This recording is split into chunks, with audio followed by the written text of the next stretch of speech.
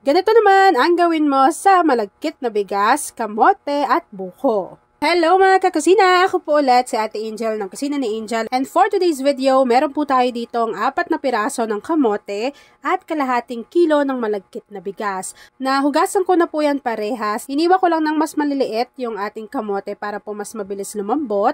Kapag nailagay na po natin yung ating kamote, pati yung ating malagkit na bigas, maglalagay lang po tayo dyan ng 2 cups of water. Maglalagay na rin po tayo dito at least 1 can ng Marie Evaporada or 380 grams. So, ilagay lang po natin yan dito lahat. Maglagay na rin tayo dito ng 200 ml ng gata. Nasa sa inyo na po kung fresh gata yung gagamitin ninyo. Kakailanganin din po natin dyan ng 1 can or 380 grams ng Marie Condensada. After nun, maglagay tayo dyan at least half teaspoon ng vanilla essence or vanilla extract.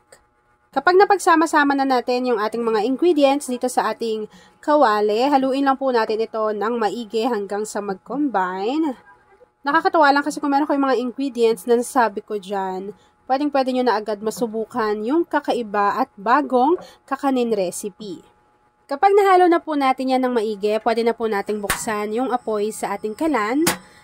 At lulutuin lang po natin yan kung paano tayo magluto ng ating sinaing at kung paano kayo maglaga ng inyong kamote.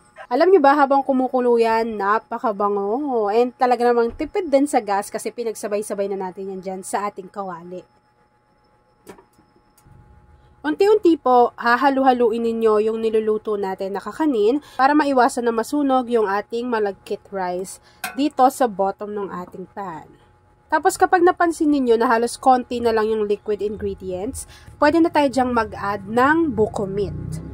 Ito po isang piraso lang, tapos ilalagay ko lang siya dito sa ating kasirola or sa ating kawali.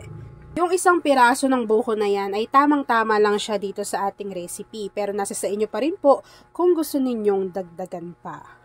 Dapat po mas mahina na yung apoy para maiwasan na masunog yung ating kakanin recipe. At ayan na nga mga kakusina, once na nahihirapan na po kayong haluin itong ating kakanin, tapos halos wala na pong liquid ingredients dyan sa ating kawali, pwede na po natin i-off yung apoy sa ating kalan at i-transfer lang po natin ito sa ating lagayan bago ipapakita ko na po sa inyo kung ano yung natapos nating easy kakanin recipe. Grabe, tignan niyo yung kamote. Talagang ang bilis niya lang din madurog. Tapos sobrang lasa talaga nito.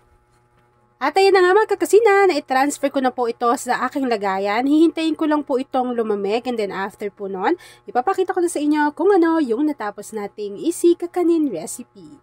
At ayun na nga mga kakasina, once na nag-set na or lumamig na yung ating kakanin, pwede na po natin tong i-enjoy. Nasa sa inyo na lang kung maglalagay pa po kayo ng keso on top. At ayun na mga kakasina, tapos na po ang ating easy kakanin recipe na kamote buko biko. Kung nagustuhan mo yung ating video, please like and share this video. At kung hindi ka pa nakakapag-subscribe sa ating YouTube channel na Kusina ni Angel, please click subscribe button. Click mo na yung notification bell. Click all para lagi kang updated sa bawat in-upload kong mga videos. At pakishare po ng ating video lalo na kung isa ka sa buko lover, kamote lover at kakanin lover.